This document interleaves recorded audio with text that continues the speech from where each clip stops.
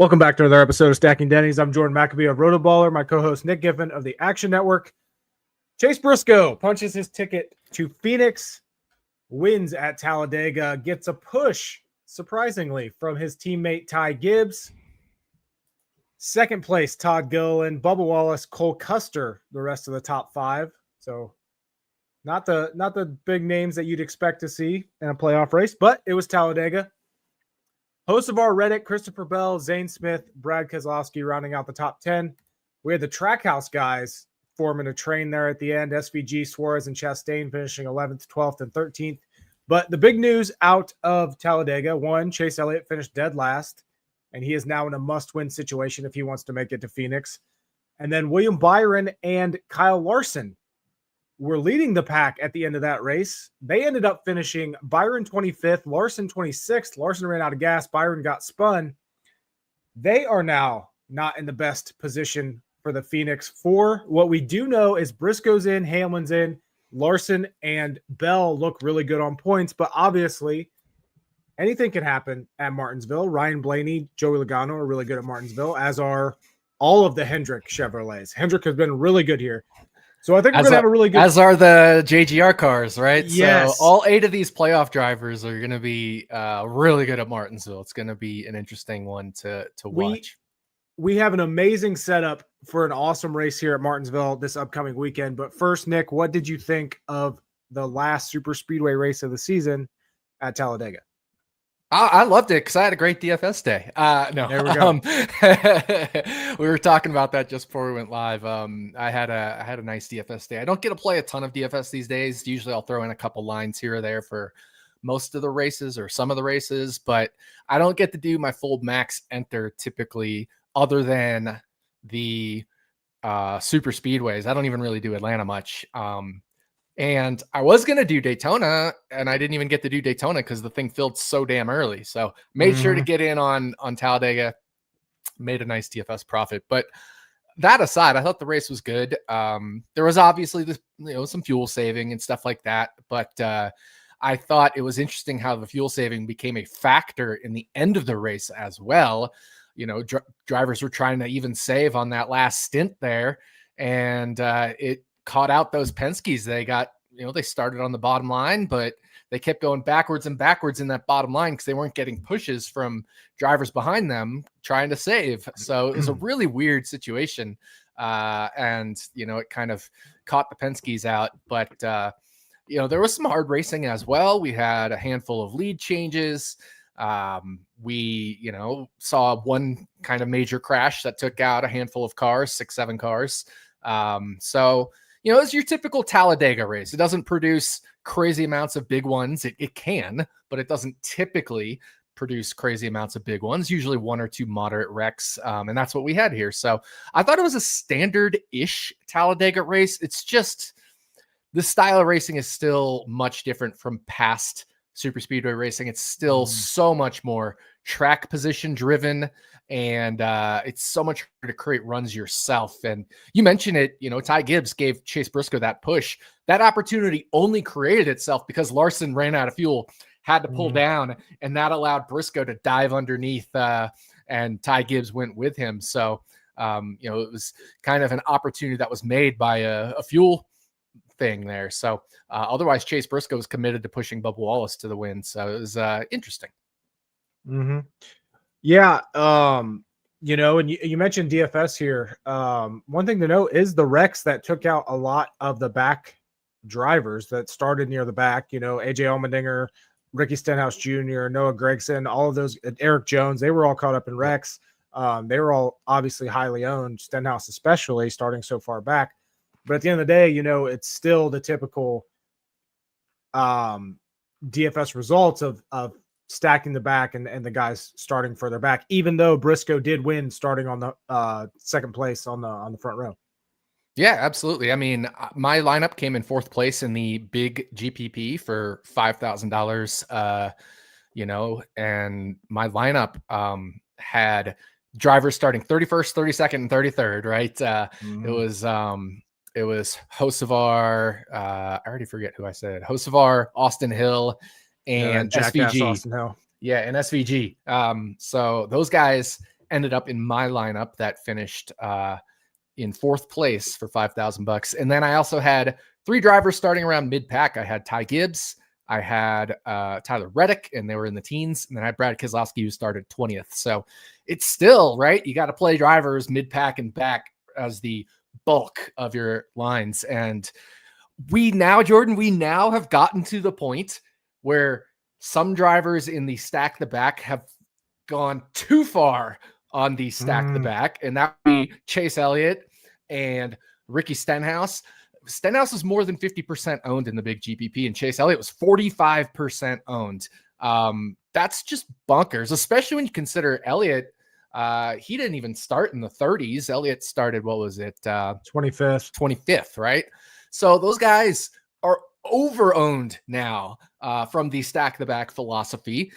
And I was, I think, in the 20%, mid 20% on Chase Elliott, and I was around 38-ish% total exposure to Stenhouse. I actually think, because I built like 300 something lines and max entered not just the big GPP, but also the $4 or $5 contest. So my total exposure to Stenhouse was 38%, but then I think just on the randomization, I actually had more of them in the smaller GPP, or the lower dollar GPP. So I was even lower than 38% on Stenhouse in the big GPP, in the higher dollar big GPP. So I just got massive leverage on Elliott and Stenhouse, and they both were in that, that one wreck. And so we've swung now, at least with Talladega, I think, to a little bit of too much stack the back. And I was surprised Joey Logano was only like 23% owned, because that was right around what I had him optimal. And Blaney, I had around 11% optimal. He was like 13% owned or so, 13, 14. So like these big name guys that are starting further forward weren't going over owned. So we've hit a point in our DFS, era where, at least for some of the races, some of the super speedways, I wouldn't necessarily say for a Daytona. Well, actually, it would apply even more to Daytona if these percentages happened. But right. At least with Talladega, we still have a bunch of randomness, right? There's still going to likely be one crash at some point that's going to take out guys that are likely in the back. And even if they aren't involved in the crash, there's no guarantee they're going to finish inside the top 15 or 10 or so. So it's like these guys are now going, especially the bigger name ones, the Stenhouses, the Elliots, are going over-owned, while we still see in stack the back these other guys go under-owned. Your SVGs, your Austin Hills, they were under-owned by my model. Yeah, Todd Gilliland, 27th, starting 27th, I think it was. So yeah, it's really become stack the back, but leverage the stack the back, right? Go right under on the big names and go over on the small names. Yeah. Once again, shout out to Todd Gilliland. 16th or better in 6 of his last 7 starts at Talladega, including that second place run this last Sunday. And obviously, I told you before we started recording, I was rooting for Briscoe to get DQ'd, 1 for the drama of the playoffs, but 2 so Gilly would get the win. But funny. You mentioned Logano and you mentioned the fuel saving. I thought it was interesting. I didn't know if I misheard his comments after the race, but he seemed to bitch about it when that is what got him into the championship last year. And I don't know if he just loves talking out of both sides of his mouth or what the hell that is. But another Joey Logano comment that just he's the guy that will always complain about something when it doesn't, when it hurts him, but then be totally accepting of the exact same thing when it helps him. Yeah, it truly, like I said, I didn't know if I misheard it. I had to go back and listen to it again. But just a weird thing. But yeah, like we said, this is truly setting up, not to get away from Talladega, but this is a perfect scenario, I think, for the most drama at Martinsville this upcoming weekend. And one thing, I don't want to get ahead of ourselves, but I'm going to here because it's fresh in my head. I saw a tweet last night from Gluck and who does his podcast with him, Jordan Bianchi, or what's his last name? Yeah. And they basically said that it would be beneficial and that these other teams, specifically Joe Gibbs Racing, will be doing all they can to keep a Penske car out of Phoenix now. All you have to do is keep them from winning Martinsville. And that is going to be the main goal of these Joe Gibbs Racing Toyotas at Martinsville. Do you think that that is true and that we're going to see that? I don't know if it's true, but it should be true. I mean, right. We've seen what the Penske's have done at Phoenix over the last 3 or 4 seasons in the championship race. 3 straight titles, right? So we know the Penske's have been incredible at Phoenix. And if you're JGR, you have the other best Phoenix driver, potentially drivers in Bell, Briscoe, and Hamlin. So, like, why wouldn't you want to keep Penske out and let three of your drivers duke it out potentially? Because if you keep Penske out of victory lane, and obviously if you keep Hendrick Motorsports out of victory lane, you have 3/4 of the championship 4. Yeah. So good point on that. I'm losing my train of thought here. Shit. Come back to me. Yeah. So after Talladega, Bell is plus 37 and Larson is plus 36. Now, what the situation that this creates is anybody out can still win and get in. And all of a sudden, we're going to have a dogfight between Larson and Bell. Yep. Because for that final spot, they're 1 point away. Obviously, either of them could win Martinsville. We've seen them both. I'm pretty sure they both have wins at Martinsville, but as does Logano, as does Blaney, as does Chase Elliott. Like, this is just, if you're Chase Briscoe and you're Denny Hamlin, nothing is better right now than being locked into Phoenix. Yeah. Those guys are super thankful they are locked into Phoenix. And you mentioned, yes, Kyle Larson got a win in the first 2023 Martinsville race, and Bell the second 2022 race. So they both have one Martinsville win in their career each. I'd put them pretty much equal in terms of Martinsville quality. And like you said, if we get a winner from Byron, Logano, Blaney, Elliott, it's a dogfight between Bell and Larson. And all of a sudden what happens is we might start seeing the shenanigans we saw last year where, Toyotas were handing positions to Bell and Chevys were like creating a blockade for behind Byron and not advancing, even though they were way faster than Byron. Just, we might see the shenanigans again, which I hated last year. But if we get those shenanigans, does this force NASCAR to call race manipulation?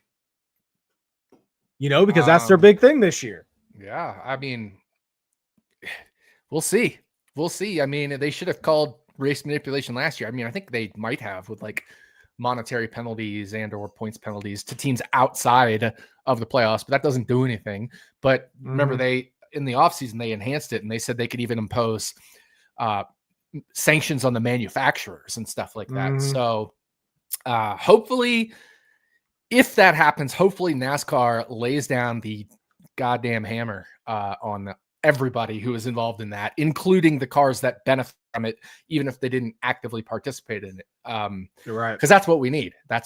And last year was just a whole bunch of just shenanigans all over the place. And I will say, and Stevie talked about this with me on Running Hot, he made a really good point.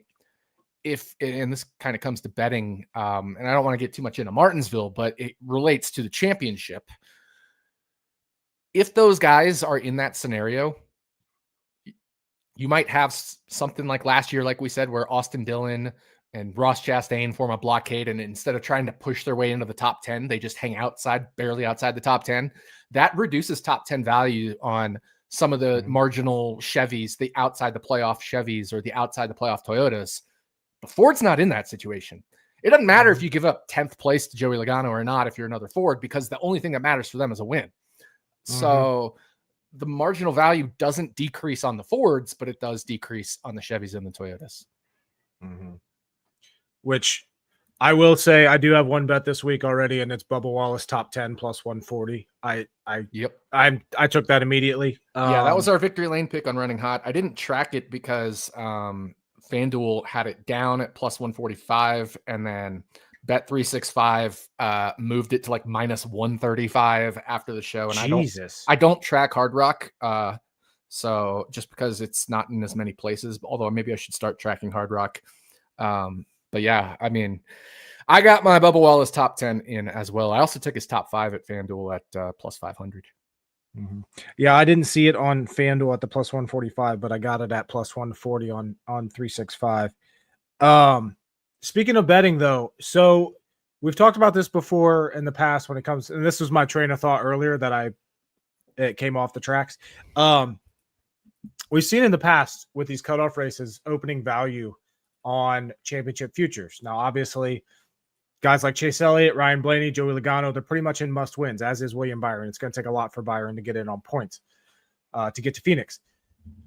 Is there value on a Joey Logano 20-1 ticket or a Chase Elliott 20-1 ticket, William Byron 30-1? I just have FanDuel pulled up right now, so I'm looking at those odds. But right now, Christopher Bell is the favorite to win the championship, which, by the way, 2 weeks ago, you could have got him at plus 650 still, which is just insane to me that, like, he was good on points starting this round, and then he was still plus 650. But right now, FanDuel has Blaney at 10-1, Elliott at 20, Logano at 20, and Byron at 30. Is it worth throwing some down on a Logano or an Elliott or a Byron here? So I'm just going to use Blaney. And I have Bet365 open right now. It's just the book I have in front of me. But you could probably apply this to most books. Blaney's plus 350 to win the race. That's what he needs to do to win the championship, right? So if you take plus 350 and parlay that with, let's say he makes Phoenix, he's probably going to be 2-1, let's say, at that point. So if you take those odds, let's say he's plus 350 here and then plus 200 at Phoenix, assuming he's in the championship race, that would be plus 1250 on the parlay. So you may as well do the win the race parlay this week and then championship next week. The only caveat there is, what is your limit, right? Well, if the books won't let you get more down, then it's not as useful. But you absolutely should be looking to roll this over instead of just doing it as a straight 10-1 bet, because then you get 1250 on your money by essentially doing a money line rollover parlay.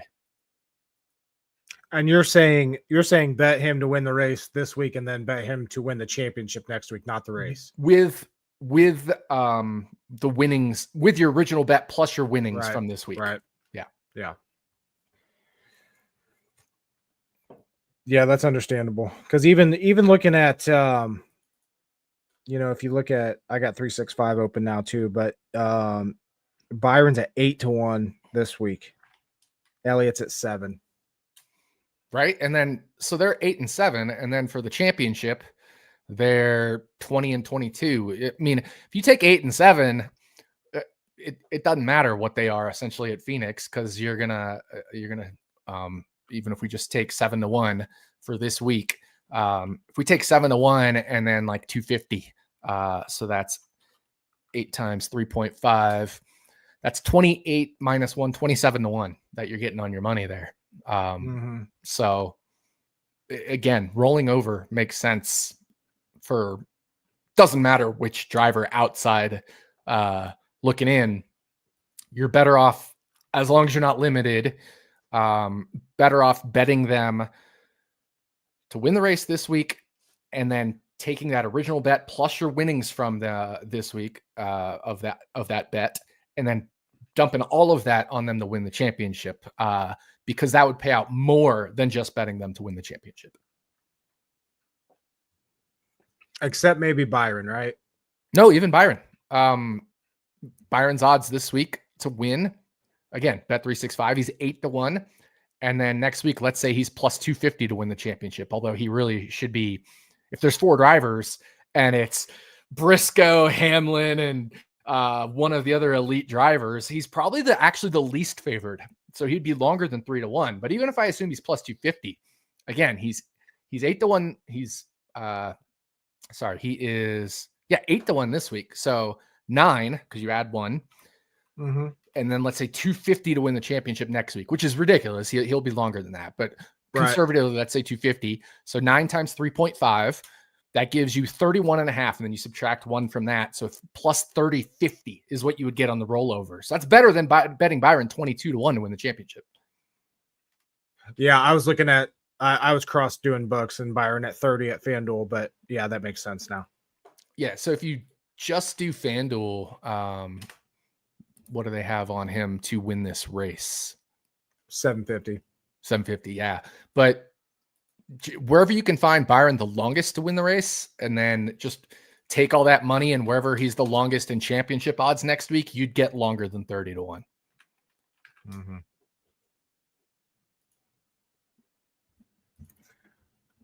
Yeah, he's plus 850. He's 8.5 at DraftKings, right? So if you take 8.5, and let's say he's 3-1 for the championship, then you're getting 9.5 times 4. You're getting 37-1 on your money. There we go. Yeah, I was misdoing the math in my head there a little bit on the second part. Here's a good question. What are Bell's chances to advance to the championship? I'm thinking 55%. That's what the comment says. That's not my opinion. I mean, we can do something where I could just math this up real fast. Let me pull up Excel and just do a quick math equation. Because I can give you a very rough answer, but I think it's going to be higher than 55%. So if I take the shortest odds for each of the outside looking in drivers, just to be as ridiculous as possible, Blaney is around 3.5, let's say at BetMGM. So 1 divided by 4.5. Logano is 850 shortest, 1 divided by 9.5. Elliott is 575 shortest, so 1 divided by 6.75. And Byron is 8 shortest, so 1 divided by 9 or 7.5. I think you said at FanDuel. I need to scroll over to look at FanDuel. Yeah. Yep. So Byron's shortest at FanDuel,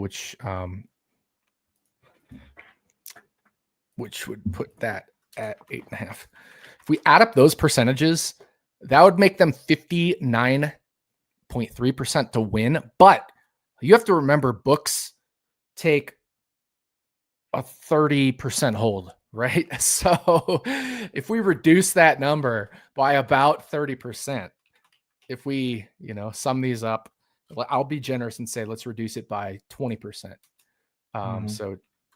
So let's multiply that by 0.75. We get there 45-ish. Let's say 45% to win. That's being very generous. They're 45% to win. So 55% of the time, Bell advances anyway. Then of that 45%, he still advances around half the time. It's a coin flip with Larson, let's say. So 55% plus 22%, let's say, is 77%. So he's probably 75% to advance. I was thinking high 8 or high 60s. So yeah, 70s will. I was being kind of generous there too, right? Like I only took 25% hold, etc. And I gave every driver's best odds instead of their longest odds.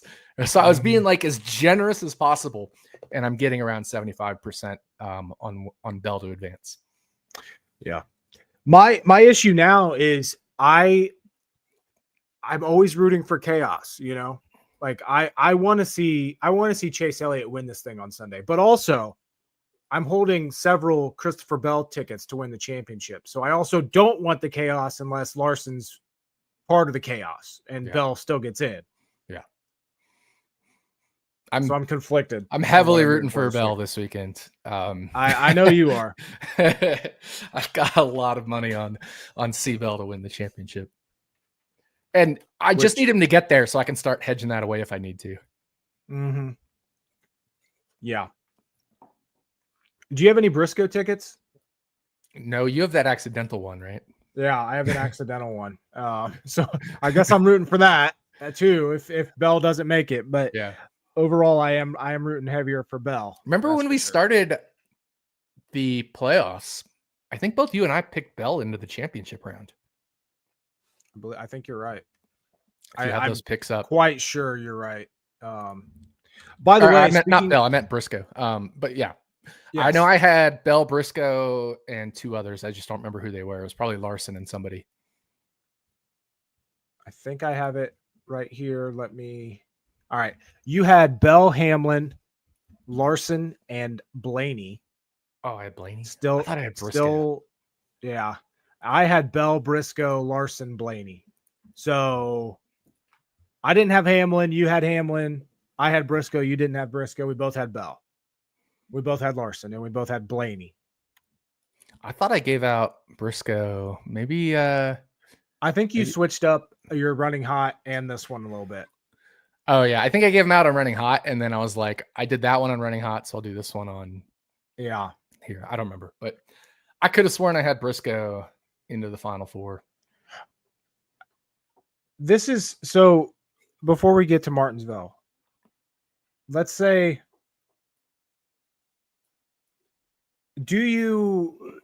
which of these 8, I guess, would you see Briscoe as a deserving champion this year? Absolutely.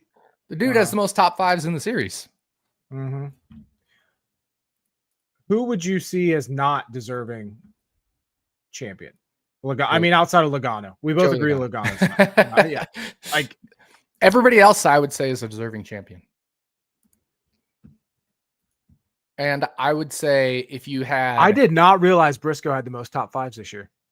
Yeah, and I would say if you had Bubba Wallace or Tyler Reddick, I would have them over Joey Logano in terms of deserving order, but behind the other 7. I guess you could make a case for Elliott not being the most deserving, but then everybody's going to point out, well, he leads like the classic points right now, or is within a few points of the classic points championship. Roughly looking at the numbers, yeah, I think Elliott, I mean, Logano's the obvious choice. Elliott is probably next. You could maybe talk Blaney as not deserving, but he also had a bunch of DNFs, Byron. and he still has, Byron. He fell off in the second. I would say the first half of the year Byron versus second half of the year Byron have been, if Byron had continued first half of the year Byron, I would be like absolutely slam dunk deserving. And I'm not saying he's not deserving, because I still think the season as a balance on the whole matters, but man, his second half of the year has been rough. So, the reason I'm bringing this up is, I think obviously we all have a reason to bitch if Joey Logano wins his championship, and probably if Chase Elliott wins his championship. And I know people are going to bitch no matter what with the format and everything. But I can't find myself right now in this exact time. I can't find myself complaining about this format as far as crowning an undeserving champion if any of these other 6 win. I agree. Outside of Logano and Elliott, I'm fine if any of these guys are declared the champion this year. But even then, I'm kind of fine with it if it's Chase Elliott, right? He was like the regular season points leader for a lot of it. It's one of those things where I could get behind Elliott if he goes out and wins Martinsville and goes out and wins Phoenix. I mean, I actually think 4 wins, that's pretty deserving. And he'd be right there in the mix with the season-long points. So I could get behind Elliott being a deserving champion. He'd have 4 wins. That would be one of the tops in the series. That's as many as Bell. That'd be more than Larson, more than Briscoe, double Byron. Yeah. I could get behind Elliott as a deserving champion. The only one I can't would be Joey Logano. Of the current 8. Yeah. I would be able to make an argument either way for Chase Elliott. Like, I could say how he's undeserving. Mm-hmm.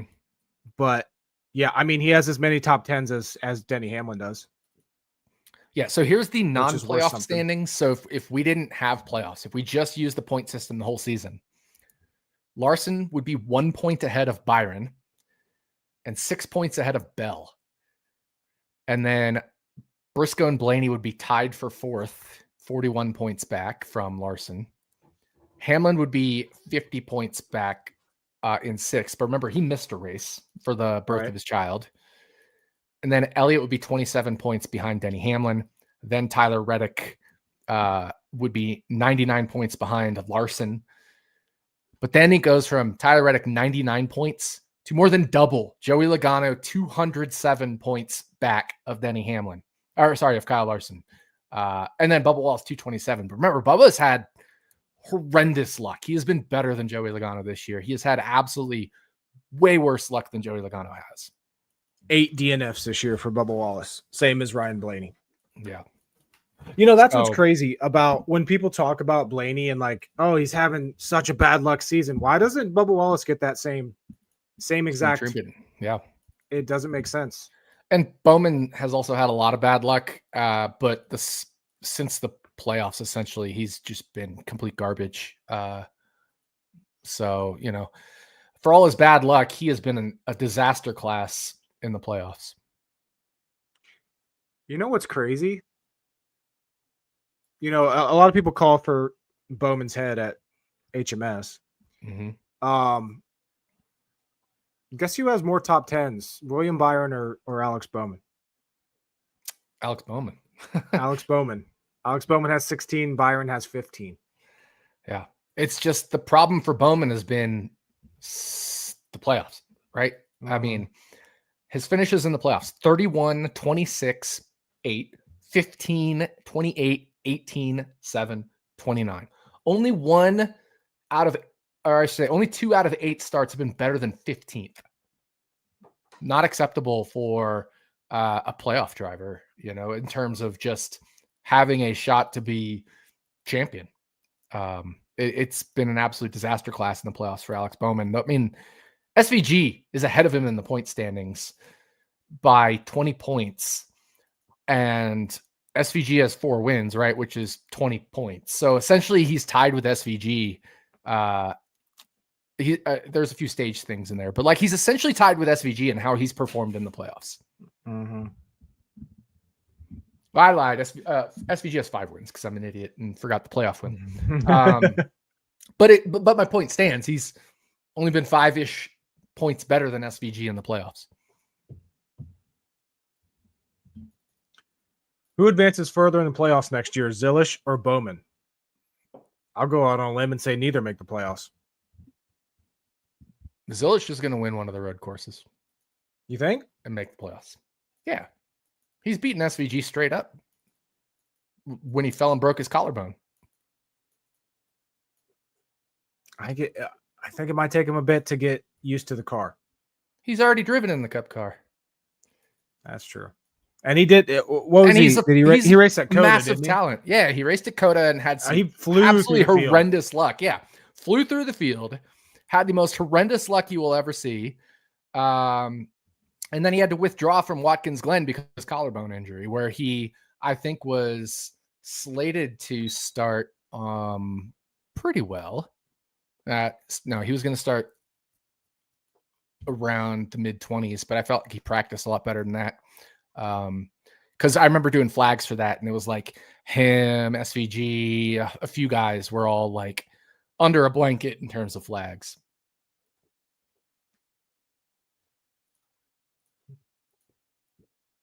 So what's your answer to the question now? Well, I was answering, I think he's going to make the playoffs. Yeah.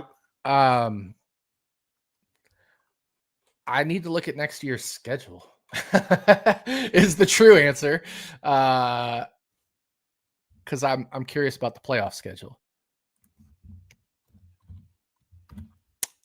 Darlington, Gateway, Bristol, I think favors Bowman. But the question is, does Bowman make the playoffs? Mm-hmm. So, which, I mean, if Zilish gets a win at a road course, you got to think SVG is getting a win at a road course. That's 2 playoff spots right there. Yeah, that's my point. Like AJ Allmendinger, if he is full-time still, he is signed through 2026. There had been rumors of his retirement, but assuming he's still full-time, he could always squeak a road course win. We're going to get probably a random super speedway winner or 2, right? Like Bowman, I think, is less likely to make the playoffs than Zilish, but I think he's more likely to have a better first round if they're both in the playoffs. But at that point, Zilish will be 26 races into a full-time Cup season. So I don't know. I'll give a slight nod to Zilish because he'll probably have more playoff points too.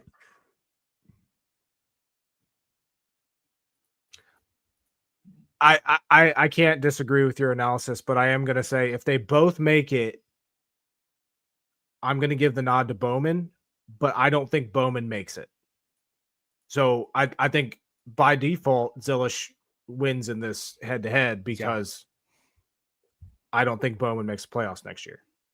I agree. That's where I'm at. Is I think it's almost I wouldn't say a guarantee, but I think it's almost a guarantee Zilish makes the playoffs, whereas I don't think it is for Bowman. By the way, so Zilish's top 5 streak in the Xfinity series snapped this past weekend. What was it, like 17 straight races? It was like the most ridiculous thing you've ever seen. The dude is unbelievable. I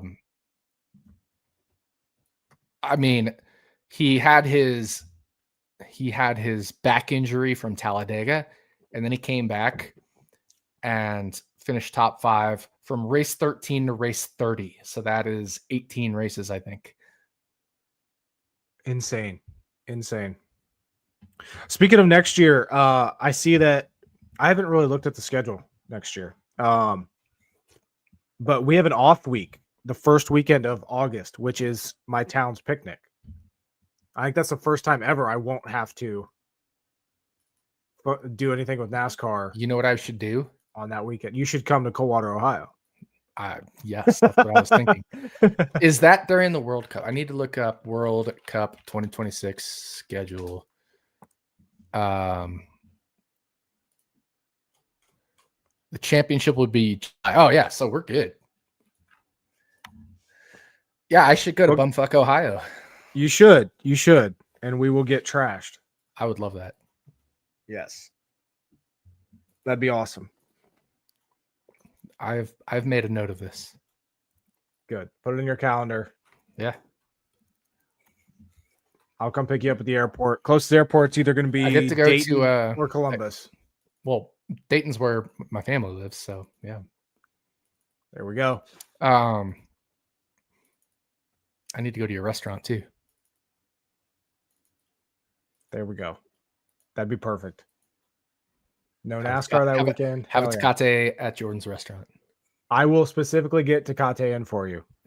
Let's go.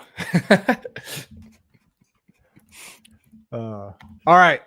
Anything else on the championship before we talk about Martinsville? No. Let's real quick before we talk about Martinsville. Justin Haley out of the 7 car. Yes. Also, one more thing about championship. There is a very real possibility that we don't get a single Hendrick driver in the Final 4. Yeah, there is. Or Penske winner and Bell taking the points from Larson gives us no Hendrick driver in there. Mm-hmm. But yes, Justin Haley out at the 7 car. Have they announced a replacement? I did not see one, but I think it was yes, they did.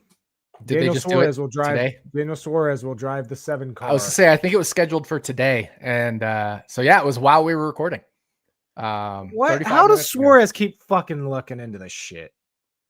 So there it is, Daniel Suarez. Oh, that was 4 hours ago. Actually, it was before. I've just been so busy with NFL stuff today. I completely missed eight luck rankings games, so I had to write about them all. But Daniel Suarez in the 7 car.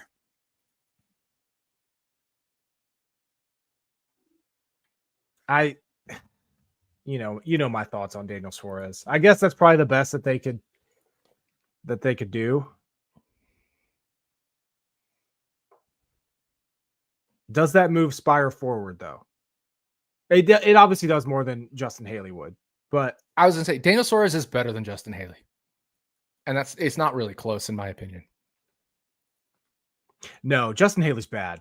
I agree. I don't think he's good at all. And based off everything I kind of see, I believe he's pretty difficult to work with, just like from a person standpoint. And Suarez has always been a joy to work with until the late falling out with Trackhouse, and a lot of that just kind of became mostly a factor of Trackhouse just had too many drivers and not enough spots. So, Trackhouse took an angle of let's get our road courses with SVG and the young phenom and Zilich, and we know Ross is a better driver than Suarez, and so it's a fair angle to take on Trackhouse. But Suarez is a enjoyable person, has never seemed like a difficult person from everything I've seen and heard around the, just NASCAR talk. So, whereas Justin Haley looks like the complete opposite from other things I've seen, read and heard. But also I think Suarez is more talented than Haley too, by a good chunk. So Spire next year will be McDowell, Suarez, and Hocevar. Man, that's an interesting trio, because you got Hocevar, who's just drives in over his head all the time. Mm-hmm. You got McDowell, who is Mr. Easy and steady. Do you remember Suarez McDowell fight on pit road? I don't remember that. No. Oh man, they went after each other. They're friends, but they went after each other. They had a brouhaha on pit road one year. It was like during a practice or qualifying or something. It wasn't from a race, but now they're reunited as teammates. It's like when Bubba Wallace and Denny Hamlin hated each other and then they became teammates. Yeah. Or when Clint Boyer hated Michael Waltrip and then drove for him. Yeah. Like that's NASCAR, man. That's how these things go. So does this complete silly season? I think all the seats are determined now. Let me look actually, because I had pulled up 2026. Yeah, the 36 cars, the 36 chartered cars are full, barring a surprise retirement or anything like that from Allmendinger. So, yeah, Stenhouse was linked to maybe taking over the 7 of Spire. Mm-hmm. But I also see where he signed a multi-year contract extension with Hayek or whatever, HYAK, to continue there. So, yeah, it looks like we're filled up on 2026 chartered cars. Yeah. One more thing before we get to Martinsville.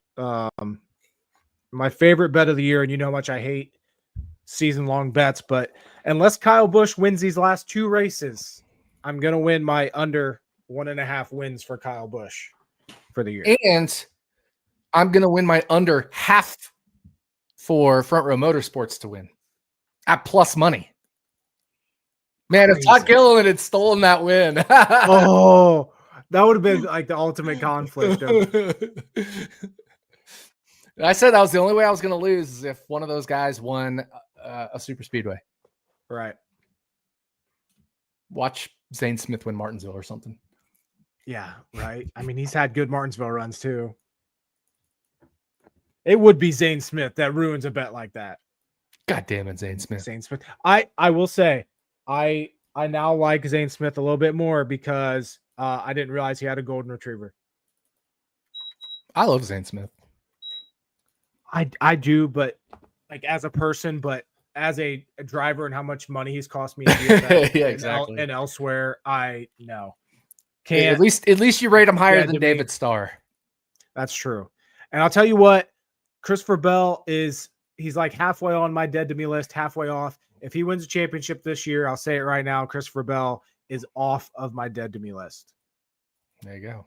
If. Same. I have not, aside from New Hampshire, getting on Bell early in New Hampshire in his career, I've not had luck with Christopher Bell. I had good luck with him at Atlanta this year because he was 25-1 live. That's right. All right, Martinsville. This is going to be a wild one. So we got a new tire. Yep. New left we side got tire. We got a bunch of guys that are really good at Martinsville that need to win to make the championship 4. In the next gen era, Ryan Blaney has 2 wins here. He's in a must-win situation. Well, maybe not fully mathematically, but I'm counting all of this as must-win for Byron, Logano, Blaney, and Elliott. Byron has 2 wins here in the next gen era. Blaney has 2 wins here. Bell has a win here. Hamlin has a win here, and Larson has a win here in the next gen era. Ryan Blaney is the favorite to win this weekend. I have FanDuel pulled up here. He is plus 380. Hamlin's next at 6-1, as is Bell, as is Larson. Do you agree that Blaney should be the favorite this weekend?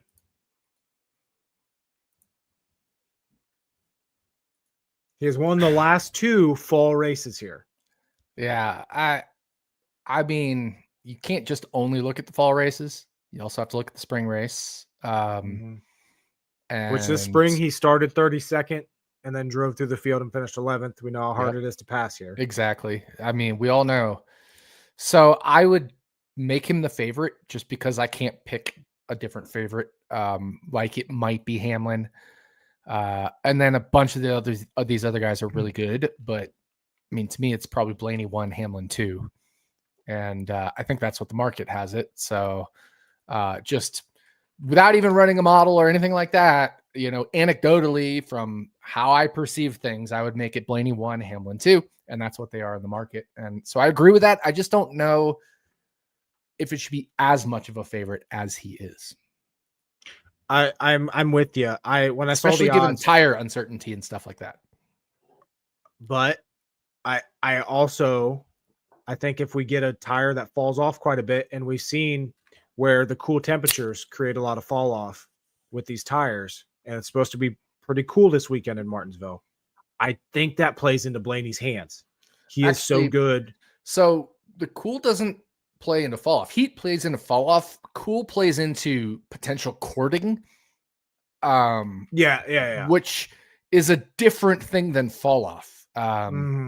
I kind of lumped it all together there. My bad. So if we have a hot, slick Martinsville, I would love Blaney for that. I actually dislike him for the cording aspect because, you know, I think he's trying to save his tire for later in the run, but with cording, it's a little different where it's not as much about saving tire as it is just partly having setups that deal with it, but you drive differently for tire wear versus tire cording to save them.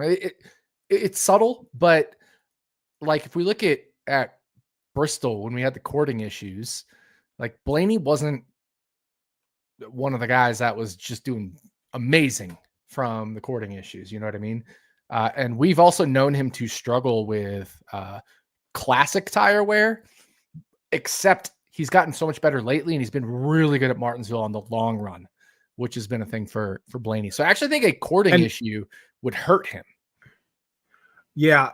Long run speed, Blaney's been the best car all year when it comes to just long run speed. And then if tire wear, just actual tire wear, not cording, comes into play, the 12 car seems to have an advantage there. Another thing to note, Chase Elliott, I mean, he hasn't won here since 2020, but I'll tell you what, he's led 40 or more laps in 7 of the last 8 here, including, I mean, he's started on the outside pole the last 2 races here, top 5s both races. I know we say this every week. I think this race is wide open when it comes to these playoff guys. I agree. Completely agree. I can make a case for all 8 of these drivers winning this race Maybe not Logano because fuck Logano, but all 8 of these, and I wouldn't be surprised if 8 or if Logano wins it either. Right. But I'm not going to be surprised if any of these guys win. Any of them. Yeah. I agree with you. It's going to be awesome as far as, the potential for a new winner from the bottom 4 in the playoffs. Not new, but you know what I mean. One of those guys to win and make it a battle between Bell and Larson. There's, like I said, there's about a 45% chance of it happening. Probably a little too high there, just because I was, again, taking all the most generous odds and being generous on the hold. But yeah, it's going to be interesting. And you look at Logano, fall Martinsville, 10th, 4th, 6th, 10th, 3rd. So like he's there, but he hasn't won since 2018 at Martinsville. Here's a good stat for you. So we got our 8 playoff drivers, right? Mm-hmm. I'm now looking at the next gen era at Martinsville. 7 races, average driver rating. Number 1, Denny Hamlin. Number 2, Chase Elliott. Number 3, Kyle Larson. Number 4, Ryan Blaney. Number 5, Chase Briscoe. Number 6, Joey Logano. Number 7, William Byron. Number 8, Christopher Bell. All 8 are the top 8 in average driver rating at Martinsville. Yep. Which I don't think NASCAR could have scripted anything more perfect than this. I agree. Other than if we had a different winner, an outside winner for Vegas and Talladega, like if Bubba Wallace won Vegas and if Todd Gilliland won Talladega, and we had an 8-car dogfight, because we have 2 locked in. But if we had like an 8-car dogfight, like absolute, just every driver was within 20 points of each other type deal, that would be something. But yeah, this is one of the better scripts NASCAR could have possibly gotten. So good. And we're not even like, all right, here's a question for you. Obviously, we both like Bubba Wallace this weekend. What are the chances in your head of a non-playoff driver winning this race? Not actually calculating the odds, but like just straight up from your perspective, your own just thoughts. What are the realistic chances that a non-playoff driver wins this weekend?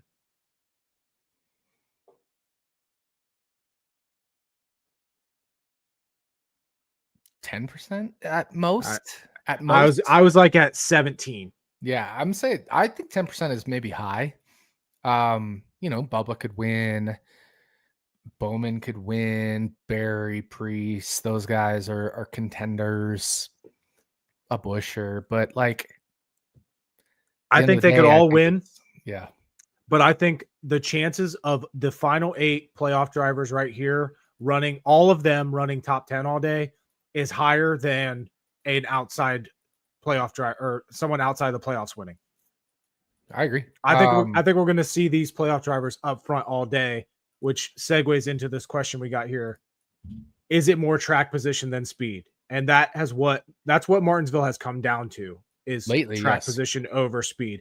But the differentiating factor this week is the new tire. The other differentiating factor has been spring versus fall. Fall has been a better passing race. There's been more fall off, more you can pass on long runs. And this tire should help that even more. But the cooler temperatures might hurt that because cooler temperatures make track position a little more important. So it might end up being a net neutral, but in that case, it still favors this over a spring race. But I wanted to, before I get to that question, I wanted to actually say how much this just seems like championship race number 1, because we know the final 4 drivers are typically the 4 best, right, in the final race of the season. But it seems like we're at the point here where the final 8 drivers are probably going to be the 8 best in the championship race part 1, essentially is what I'm calling this, because that's what we have. This is like 8-car Phoenix, a championship race, but it's Martinsville. all the focus is on these 8 drivers, right? We didn't know Chase Briscoe was going to be locked in before they prepped the car for Martinsville, right? He got locked in because he won Talladega, but they had this car prepped before Talladega, ready to go on the hauler, that kind of thing. So Chase Briscoe still has the best possible prep he could get for this race from his JGR team. Granted, they're splitting it multiple ways with multiple cars, but so does HMS, so does Penske. We only have 3 teams in the 8 drivers, right? We don't have a interloper from Trackhouse or 2311 or RFK or any of these other random teams. We have 3 teams in these final 8, and they've focused on this race very heavily, all of them.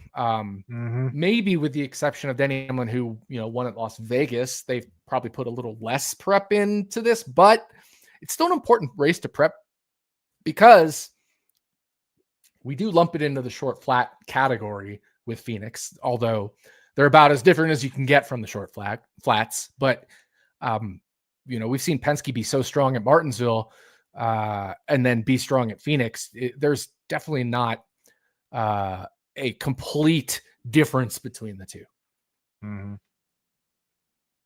And then, that brings into the question of whether Hamlin and Briscoe are going to be on the defense mode, playing good teammates, or what they're going to do.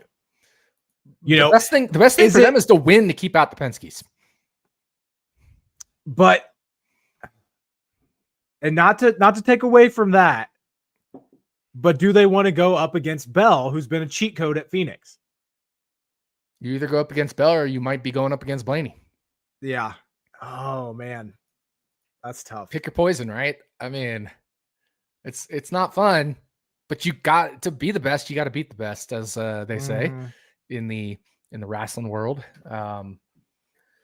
So it's one of those things where you just kind of have to accept fate, and I'd rather lose to my teammate than to a Penske. At the end of the day, yes.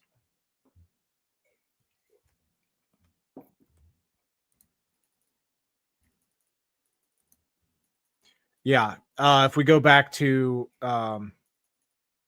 New Hampshire, Blaney dominated that race for the most part. Josh Berry was good. Byron was up there as well, but Logano and Blaney were the 2 dominators in that race. They both finished top 4. And yeah, I think that definitely put everyone on notice, like, oh shit, if one of the Penske cars gets to Phoenix, it's going to be tough to beat him once again. Yeah, it's going to be a fun race. And we've mostly just talked about the championship contenders, but like Todd Gilliland, he's great here. Multiple top 10s. Ryan Preece. Stevie took him for top 10 on Running Hot. Like I said, I like Bubba Wallace, top 10, top 5. It's going to be a fun race. You know who else is really good here? Motherfucking Cole Custer. I know he didn't get the finish, but he got stage points earlier this year, and he has some strong Martinsville finishes in the past. He's finished 3rd at Martinsville. You know what's crazy? Sorry, that was Xfinity I was looking at. He's finished 18th at Martinsville. Yeah, he led or was like running in the top 5 for a bunch of one of those Martinsville races, and then it was the first both of them. 2022 race. Both of them, because you look at his last 3 starts at Martinsville. Cole Custer, which is earlier this year, and then back in 2022, and he was with Stuart Haas. 9th or better in 5 of the 6 stages in those 3 races. Yeah. And now you mentioned Gilly, 13th or better in 4 of his last 6 races here.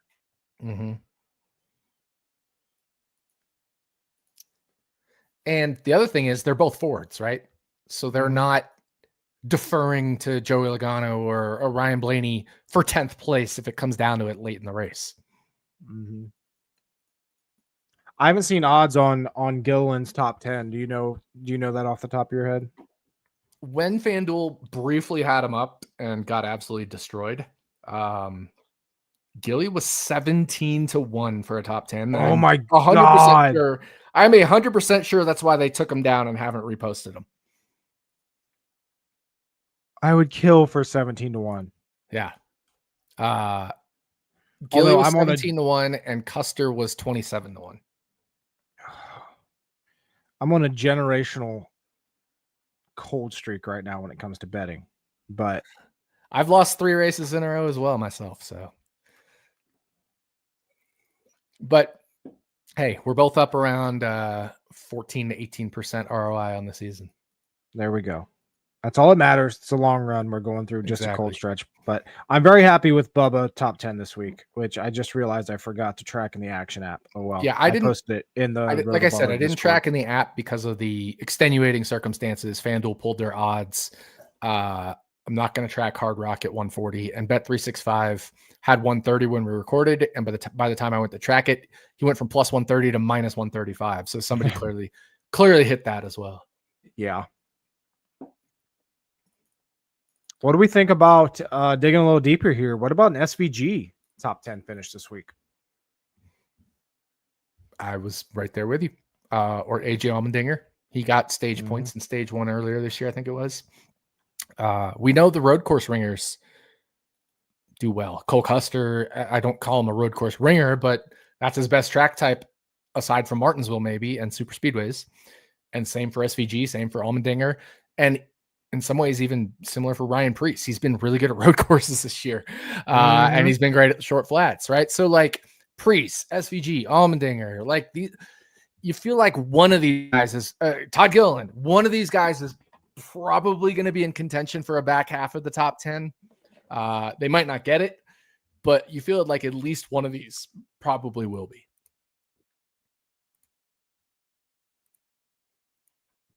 It's kind of the tough SVG top 10, 12-1 at Bet365. There you go. That's way better. Yeah, I also need to look at ESPN Bet. You know what else I don't hate? And this is way too early to make a bet like this, but Denny Hamlin stage 1 winner 16-1. I would take that all day. Why is that way too early? Because we don't know qualifying yet, but he's going out late in qualifying, and yeah, I'm betting that right now. Is that at 365? That is at Bet365. Yep. You better bet it before I do. I'm betting that right now. I'll give you all a few minutes to bet it yourselves. I'm getting it prepped and ready. How about we both hit it at the same time? I just want to give our listeners a chance because I am pretty sure they're going to move the line if I bet it. Same here. They do it every time when I hit something. They do the stupid. So we will wait just a moment for y'all as listeners. If you have Bet365, but when the clock ticks over to 40 past, Jordan and I will be betting it as we count down. We'll do a 5, 4, 3, 2, 1, and then bet it ourselves. I'm just gonna wait for the clock to hit 40 for you all listening live. All right, there it is. The clock is at 40. So Jordan, you ready to bet it? Yep. All right, 5, 4, 3, 2, 1, bet. Bet needs to be approved. Same. All right. Well, I didn't get my bonus on it, the over approved amount, but I got the standard amount. Same. They declined the extra. Yeah, that one stood out to me for sure. Love that one. Yeah, it's kind of crazy. Stage 1 winner. I love how Custer is 20-1 and Bubba's 25. Yeah. That's hilarious. Yeah. I honestly don't hate Bell at 10-1 either, but no, I don't hate that. Remember, these playoff drivers are going to be the last 8 out in qualifying as well, which is an advantage. But Bubba's the last of the non-playoff drivers. So could be some value in Bubba winning the stage.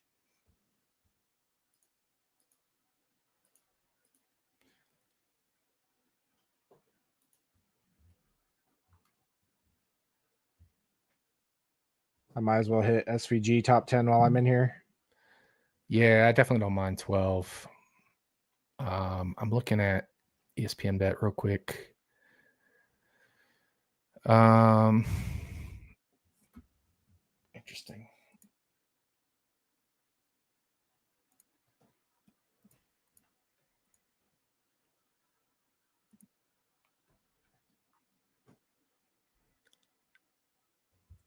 Yeah, Gillen is in the single digits everywhere else other than that 17-1 at FanDuel they had, which is not up anymore. Cole Custer is 20-1 for a top 10.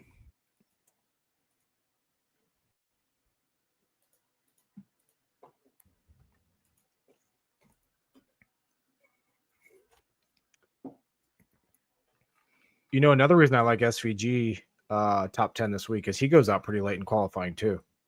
Yeah, from a good result at Daytona and just his point standings and all that stuff. As does Gilly. Or I meant Dega, not Daytona. Yeah. And Custer had a strong result. He finished 5th at Talladega, so he'll at least be closer to mid-pack.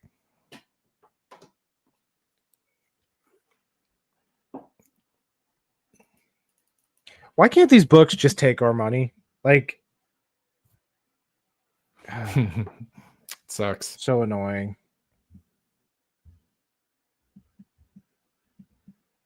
Denny Hamlin is now 10-1 at Bet365. Good job, guys. Stage one. Oh.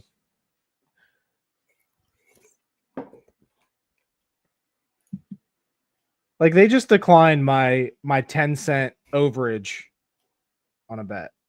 365. That's so silly. Man.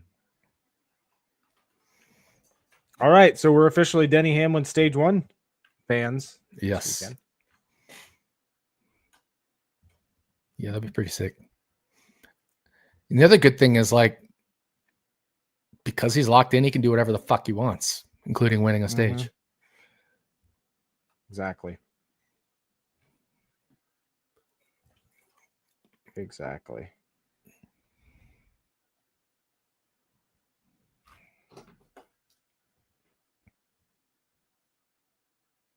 All right. Anybody else you want to talk about this weekend?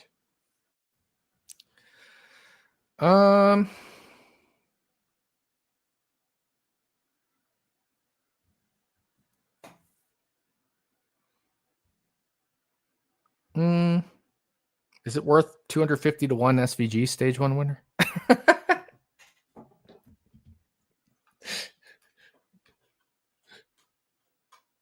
I mean, I've made dumber bets. It's one of those things where we see strategy sometimes come into play. If we get a caution 8 laps before the stage, the smart thing to do is flip the stage and pit. And then they'll restart with 5 to go. And some of these guys will stay out and win the stage that wouldn't ordinarily win the stage. Mm-hmm. So that is kind of what we saw in stage 1 earlier this year when Logano won the stage, Bowman was 2nd, Allmendinger was 3rd, Kez was 4th, John Hunter Nemechek was 5th, right? I think we had some stage flippers there that there must have been a caution. I don't remember everything exactly, but I'm looking right now. Yeah. Lap 72 to 78, we were under yellow and it was an 80 lap stage. So we had a mm-hmm. green, white checkered for a stage for stage 1.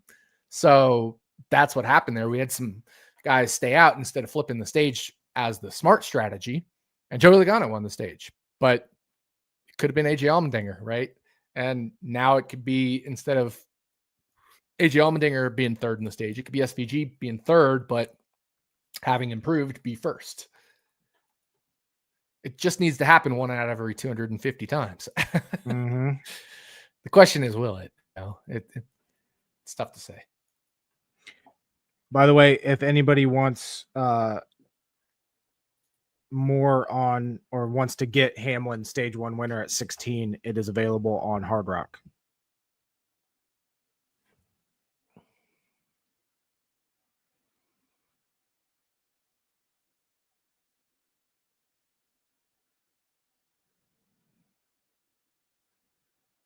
You're going to talk me into betting SVG stage 1.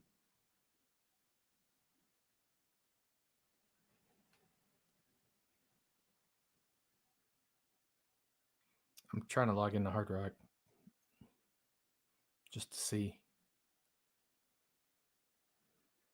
There we go. Hard Rock does not let me bet more than $20 on a bet, on a single bet, no matter what it is, no matter what the odds are. That's annoying. That's even football. Like, wow. I rarely bet football.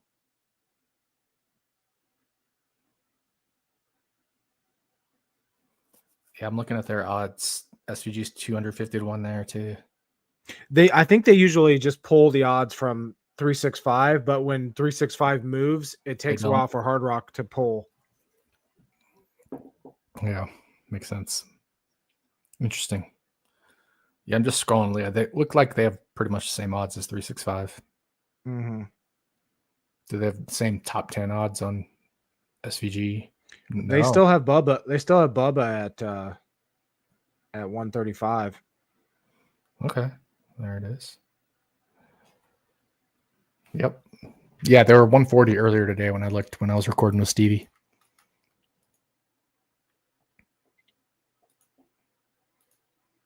Yeah, maybe they don't. They don't pull from 365 then. I always thought they did. I always thought Hard Rock pulled from somewhere. I think they pull from 365 like the majority of it, but maybe not all of it.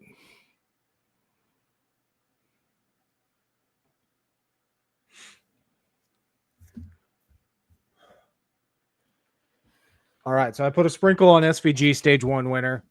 We're on Hamlin stage 1 winner. Bubba Wallace top 10. We like anything else this weekend?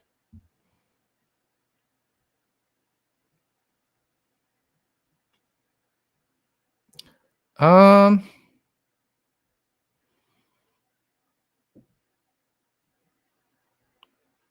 think with SVG, stage 2 winner would make sense too, just based off how he would get it, right? The same strategy would apply in stage 2. He's 250 to 1 on both of them. So I think sprinkle on each stage would make sense.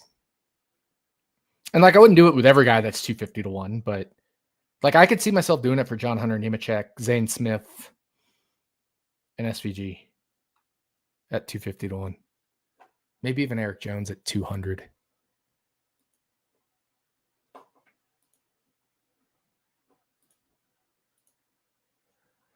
And it's just the hope the dude fucking gets lucky with a caution type bet. Right. Throw a couple bucks on it on 2 or 3 drivers and hope. It's almost surely not going to hit. That's why they're 250 to 1. But in the event one of those 2 stages does have that happen, it could be anybody that's on the lead lap, SVG stage 2 is 300 to 1 on Caesars. Wow.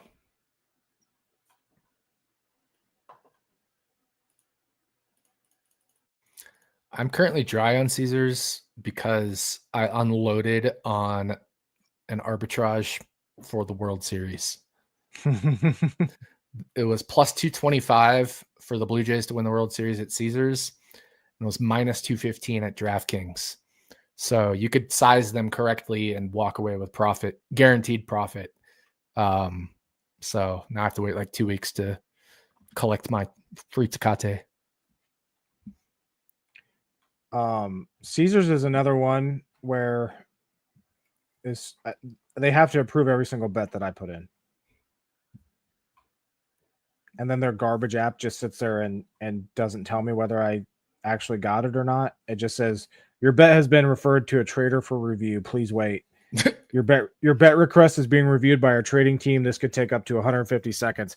And it will sit there for 5 minutes and not tell me anything. And then I'll close the app out and restart it up, and then it goes through. I remember having that issue with Caesars. I don't bet motorsports there anymore because I can't.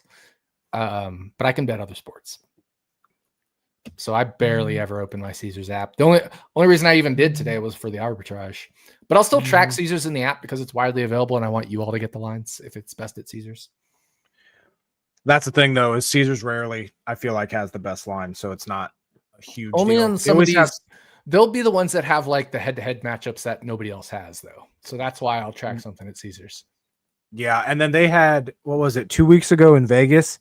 They had, and I didn't track this because as soon as I bet it, they took it off the board. Kyle Busch under 1.5 laps led at Vegas, which I was sweating a little there at the end when he was getting up there running like 6th. Yep. But that hit, so I was happy. By the way, shout outs to ESPN Bet for being 6 laps above market on most laps led by any driver last week. They had 42.5, whereas every other book was like 36.5. And I think Joey Logano led the most at 35 laps or something. So all those other books were pretty accurate.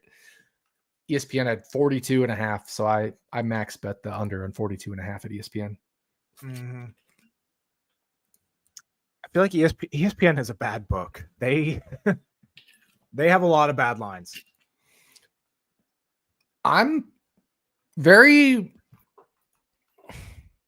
don't understand ESPN Bet because they limit me on like stuff, but then I can get like $400 on under 42.5 most laps led by any driver.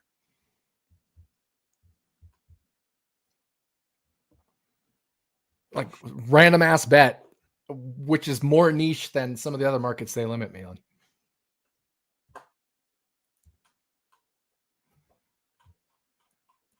Can we just get a sports book that doesn't limit or anything? Right? Be great. Bookmake correctly, and you won't have to worry about limiting because you start with, I mean, you should have limits, right? Like you can't just have everything be unlimited, but you should have universal start with $500 limits or $100 limits on really niche markets. And as they get bet into, expand the limits like Circa does. But do that for every prop. I know it might be a lot, but you can come up with, especially in the day of AI, you can come up with AI programs that do that, and hire humans to do that. Like, I understand margins are thin, but like, either offer fewer markets or get better ways of doing that, because you'll end up making more money that way. By having bigger limits on really accurate markets, you win just from the hold. That's the sports book. I just don't understand like why do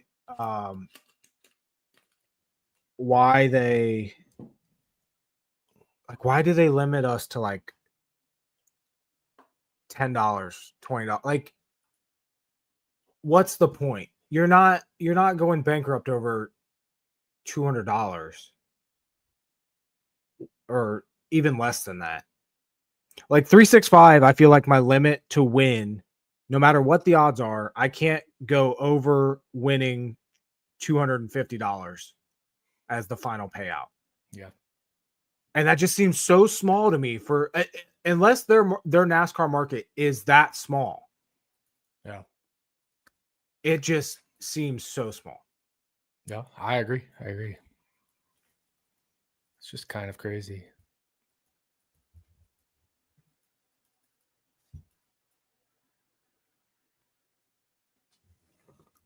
But all right. Anything else you have for Martinsville? Nope. Other than I think it's, it's going to be a good race, and we got to do our picks and stuff for it. Yep. Loading up DraftKings right now. But while we do that, we did not do a picks to win last week because we did not do an episode.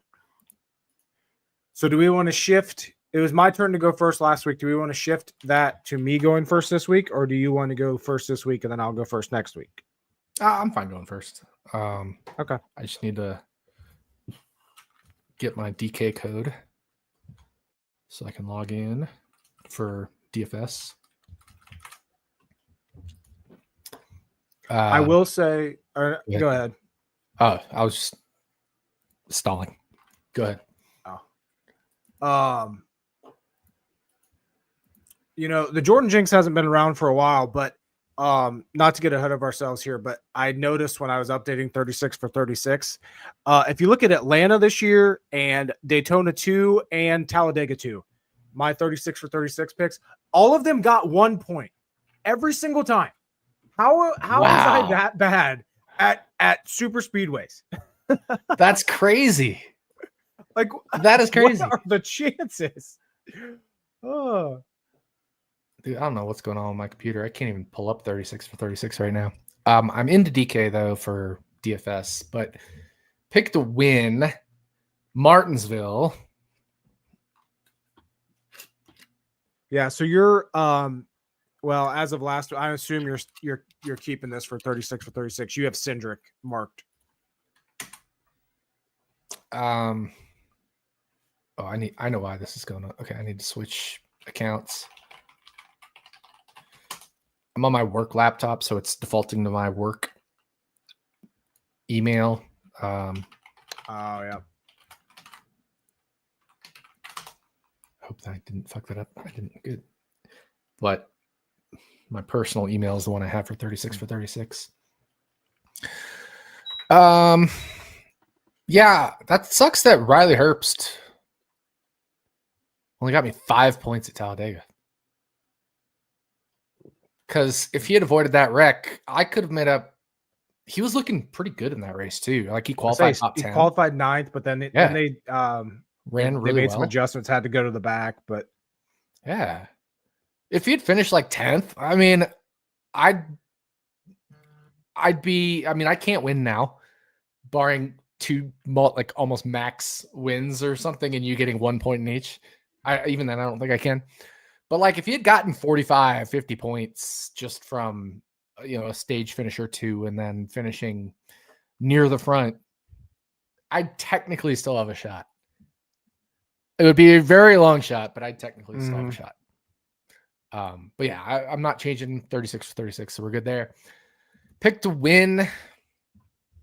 So just for those keeping track at home, Nick has Cindric this week at Martinsville for 36 for 36, and I have Chase Elliott. Yeah. And then next week, it's Bell and Blaney. Yep. You have Bell, I have Blaney. I almost want to switch it just because Blaney's in must-win mode here. That's, yeah. All right, I'm switching it. It's official. I'm and switching. Cindric's pretty good at Phoenix. Yeah. Not good, but you know what I mean. He's not horrible. Yeah. Yeah, I'm switching. Also, you got a win at Vegas in the pick to win. Did I? You had Hamlin. I took Hamlin, didn't I? Yep. Nice. We didn't do pick to win last week. I would have done you know what we should do? We should just random.org for last week. Just to get picks for that.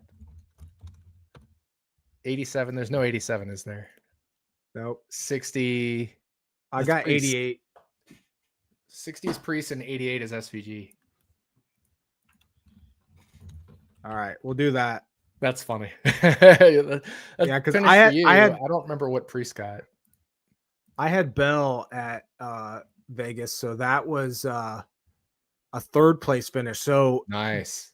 So taking those two into account, your win at Vegas, which 1, 2, 3, 4, 5, 6 wins for you now this year. Average finish of your picks this year is 12.13. Average finish of my picks, 12.18. Now we add in my 11th with SVG at Talladega. My 15th with Priest. 15th with Priest. This is going to be close. This is going to be like almost dead on. 12.21 for you, 12.15 for me. I slowly edged ahead. Wow, that's crazy. All right. I got this marked so we can look at both like actual picks and these, but yeah. Martinsville. Here we go. Martinsville. Pick to win. Fuck, dude, this is hard. This is hard. This is, yeah. I don't know where even to go with this.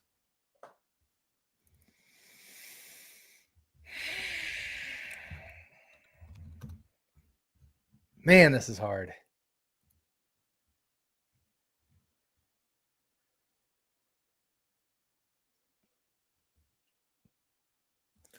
I can basically name a drawback for every driver other than Elliott and Blaney, honestly.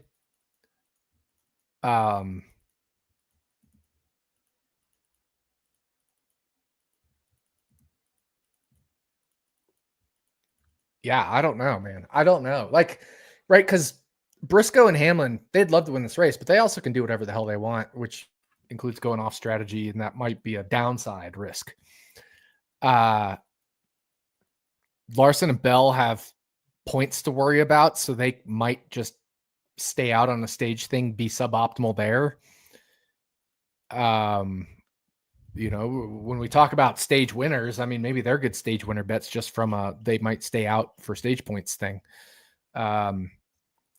Plus, you're talking Briscoe and or Bell and Larson. Yeah. Right. And then Briscoe and Hamlin have reason to do whatever the fuck they want, might be off strategy and be bad. And then Byron's like good here. He's not amazing. Same with Logano. He's good here. He's not amazing. But then like Blaney and Elliott are both really strong here. So here's a question for you. And we didn't really fully talk about this when we talked about Martinsville. How much is New Hampshire weighing into because of the tire? Well, so the tire this week, it's only the right side tire. That's the same from New Hampshire, but it was also the same right side tire at Richmond, where we saw JGR be really good at Richmond with the soft left side tire at Richmond, and we had the soft left side tire at New Hampshire, and this is a different soft left side tire this weekend. Yeah, so the left side tire this week is brand new, tested earlier this year at New Hampshire. The right side has been used 5 times this year, including the spring race at Martinsville. Yep.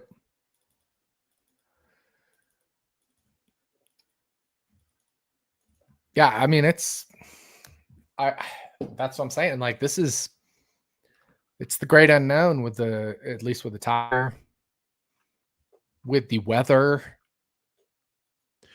If we remember back to New Hampshire, Christopher Bell was not that good in that race. All of JGR was not that good at New Hampshire. Right.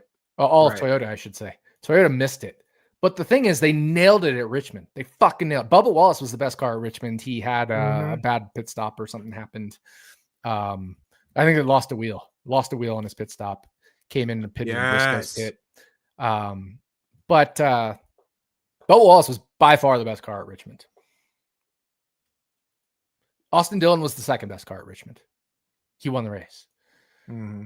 So, like, do you use Richmond? Do you use New Hampshire? Do you use a blend? New Hampshire's a lot bigger. Richmond's closer to a half mile, but has way more wear. But, you know, Martinsville's kind of in between or closer, I guess, to New Hampshire on wear. I don't know, man. I don't know.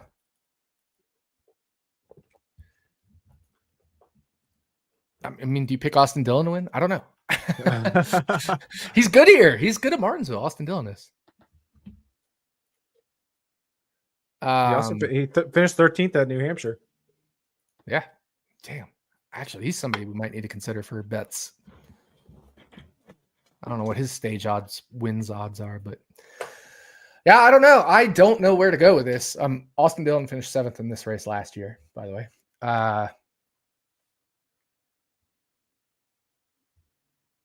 Yeah, I have no idea where to go with this. I'm going to pick a playoff driver. I'm just debating in my head which one. The safe choice is Ryan Blaney, but earlier this year sticks in my head a little bit that he wasn't the best. He was very, very, very, very, very, very good.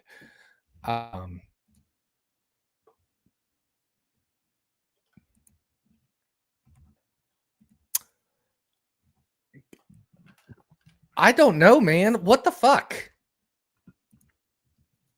This might be the hardest decision I've had all year, given how close we are in average finish, because I don't want to fuck this up. This is tough. I'll tell you what, I have mine picked. Okay, you have yours picked. If you want me to go first, I will. If that will influence your decision. Go for it. I'm going to go with a guy that has not finished worse than 8th since Darlington in August. That is a previous winner here. He was on the pole in the spring. He finished 2nd. Christopher Bell.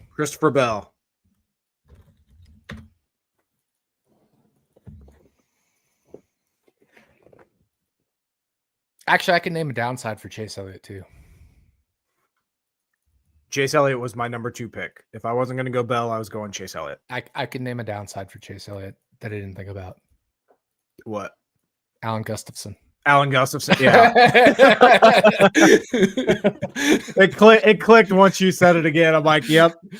He literally threw away a Martinsville win for Chase Elliott in one of the cold races. The cold race, yeah. Literally threw away a win for Chase Elliott.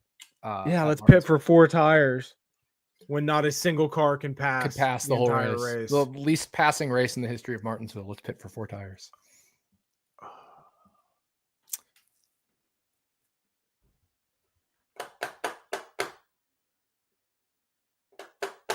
Fine. The only guy I can't name a downside for is Ryan Blaney. I don't want to do it, but I will. Oh. It sucks. I don't want Ryan Blaney to win. I'm rooting against my pick. That's hilarious. That is my whine about it. I am whining about my Ryan Blaney pick. Lou Bella, get your wines. The brew kettle, get your beers. Man, this is going to be a race this weekend. I'm excited for Martinsville. I hope it lives up to the expectations because I'm talking it up a lot. But man, the ingredients are all there. Yeah, absolutely. And you know what's going to happen is some random person is going to struggle. We just don't know which one of the 8 is randomly going to. Someone's going to miss it. And will it have a bad qualifying lap like Blaney did last year or earlier? Will it be an entire organization like Gibbs at New Hampshire, or will it just be one driver? Yeah, I don't know. I don't know either. But we need to wrap this up so I can get some damn Mexican food. I'm hungry. Yeah, I got to go eat too. All right, DraftKings. Oh yeah, we have to do this lineup. There we go. Let me size this here quick. There we go.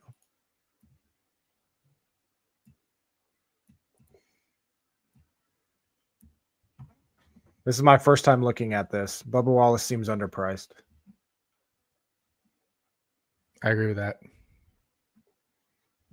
Ryan Preece seems underpriced. Yes. Cole Custer seems underpriced. Completely underpriced, yes.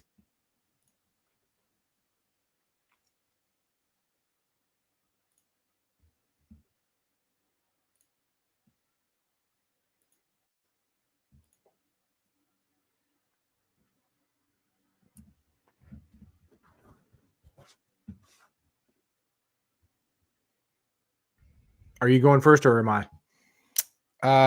Yeah, I'm picking my drivers. I'm gonna go.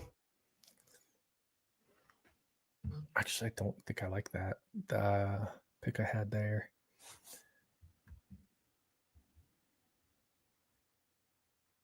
Oh no, that's fine. That's actually fine. This is tough.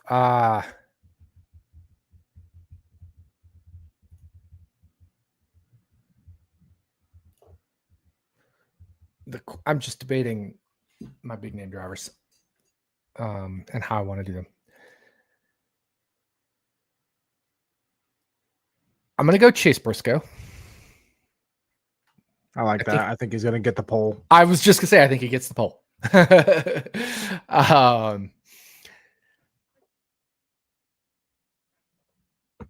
I'm a little torn on Cole Custer just because he finished 5th, so he's going to be like qualifying mid-pack. So I'm going to go AJ Allmendinger. I like that.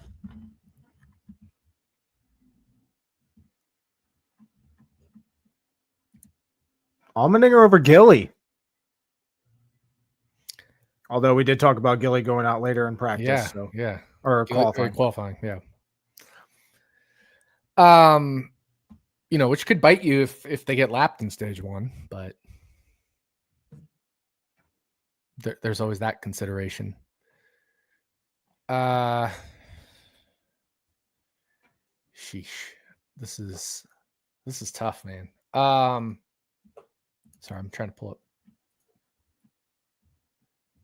results. Yeah, that's what I thought. Okay. I am going to go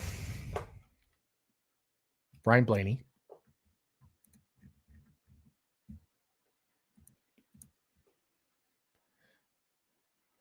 I'm going to go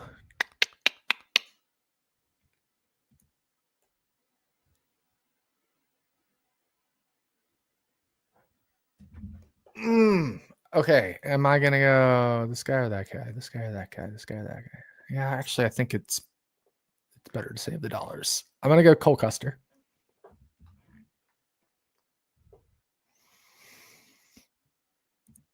So I have 8,900 for two more drivers, average. I don't like going Bubba Byron just because I'm not super high on Byron, which means he's probably going to kick ass. Right.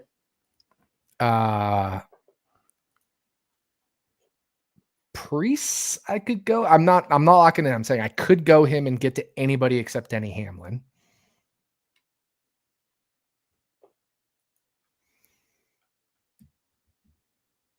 So that's an option. But I think I'm going to go Austin Dillon and Denny Hamlin. Austin Dillon. Okay, so you got Blaney, Hamlin, Briscoe. Stars and scrubs. Yeah, Allmendinger, Custer, and Austin Dillon. Final answer? Yeah, let's do it. All right. The tipping point, of course, is 500 laps, right? Like you need dominator points. So I'm trying to grab three guys I think will dominate. I agree. I think the strategy is going to be a 3 dominator build this weekend. Because I do think someone like a Briscoe is going to, damn it, is going to get on the pole, but I only think he's going to lead like 50 laps and then run top 5. Which, they already have the championship. $400 contest, 50 grand to first for the championship contest. Oh, shit. Let me look at this. I might actually play some DFS for that. Yeah, $400, 150,000 total prize pool, $400 entry. It's reservation only. I wanted to see the prize structure. 50K to first, so 33% of a third of the prize pool to first place. I don't love that.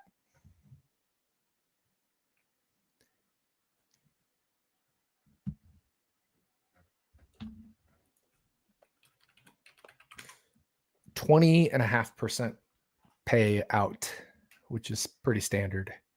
But min cash is not a double up. It's only 600. Actually, you need to finish top 25. That's just tough. To double your money. Yeah, it's not a great structure. I don't think I'm going to play it. It'd be fun to say I won it or whatever, blah blah blah, but it's not a structure that is conducive to profitability.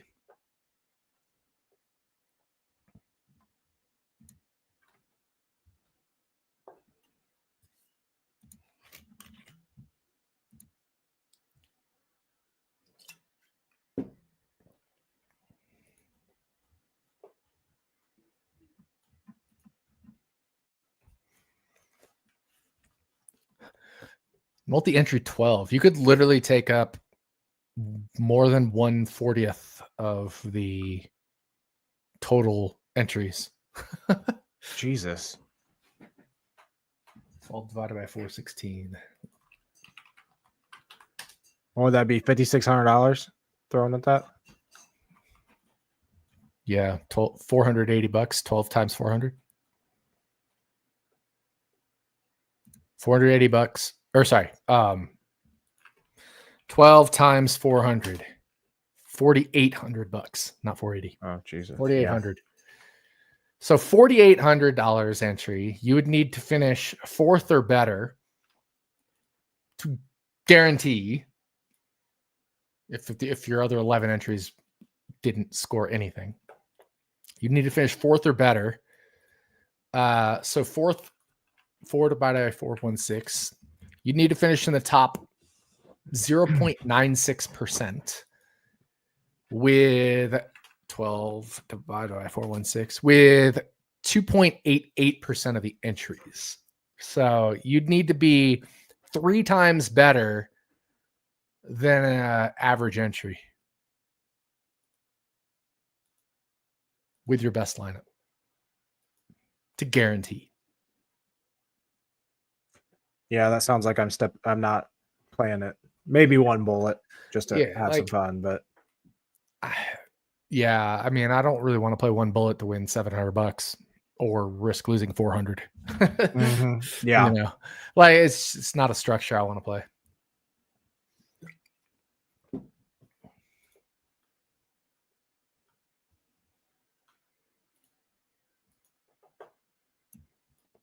All right, so my build, I think I'm going Blaney, Bell, Briscoe. I think Cindric's going to be a good pick this week because he goes out so early and he's going to qualify. Yeah, I like that one. But I'm going to go Zane. And I'm going to go Bubba. Makes sense. I like that build too. So yeah, I'm going Blaney, Bell, Bubba, Briscoe, Zane, Custer. Wait, you said Cindric, right? No, I did have Cindric. I cut Cindric off for Bubba and then went down from Gilly to Zane. Yeah. Okay. But I do think Cindric is going to be a good play. A good play. Yeah. Makes sense. All right. Anything else this week before we wrap this one up? I guess the main difference between our lines is I had Hamlin versus Bell, and you went Zane Bubba instead of Dinger Dylan. So it's like the dominator thing is, it just comes down to Bell versus Hamlin, who leads more, who dominates more. But it's more like, do you prefer Zane Bubba or do you prefer Austin Dillon, AJ Allmendinger? It's an interesting one because if Austin Dillon does what he did last year and runs 7th, I prefer Dylan Dinger. But if he doesn't and Bubba does what he did earlier this year and finishes 3rd, I prefer yours. So it's an interesting question. Yeah, and I mean Bubba's, if he qualifies well and doesn't dominate, and then that takes into account as well. So yeah, I think a big chunk of this between our two is going to be Bell versus Hamlin. Oh yeah, for sure. Yeah, but what I'm saying is like that one kind of just feels like a coin flip, whereas like. And I also think this is a coin flip is Dylan Dinger versus Bubba Zane. It's like, which ways do the coins flip, Yep. And where do they qualify and all that? Yeah. It'll be interesting. For sure. All right. That's all we got. We'll be back next week. Talk about the championship. This season's almost done. I can't believe it. One more pod to go for this season. But I'm always ready for more next season. Oh yeah. And it'll be here before we know it. Yep. These off seasons are very short. Yes. They're long, but they're short, right? Like it's like we get 3 months, which is the same thing like when we were kids in elementary school or middle school, whatever. You get 3 months, but those 3 months go by fast. Feels so long, but it feels so short. Exactly. All right. Enjoy this weekend's race. Hopefully it is as good as we built it up to be. Like we said, all the ingredients are there for By this the to be a way, great race. my last podcast as a 41-year-old. My Ooh. birthday's on Tuesday, so Doing anything exciting? Calculating the luck rankings and playing video games and eating cake. and Something like hopefully still having Christopher Bell championship tickets alive. I would love nothing more than that. Actually, that would be the greatest race, NASCAR race that I like ever remember, whatever, like of my life, was the 2015 one where Jeff Gordon won this race. His last win of his career, Martinsville, like one of my favorite tracks before it got horrible with the next gen car. Jeff Gordon won, my favorite driver of all time in NASCAR. And I won a qualifier to the main event, DraftKings NASCAR main event on my birthday weekend. Like, so I always have fond memories of Martinsville because of that. So I was 32nd birthday. Nice. Wait, no. Yeah, 32nd, because I'll be turning 42 this year. That was 10 years ago. Dude, we've been doing this shit for a decade. For DFS, I mean. Because this is man. Time flies, goes too fast. Way too fast. That's all I got. Yeah. All right. Enjoy the race this weekend. Good luck, everyone. We'll be back next week. See you guys.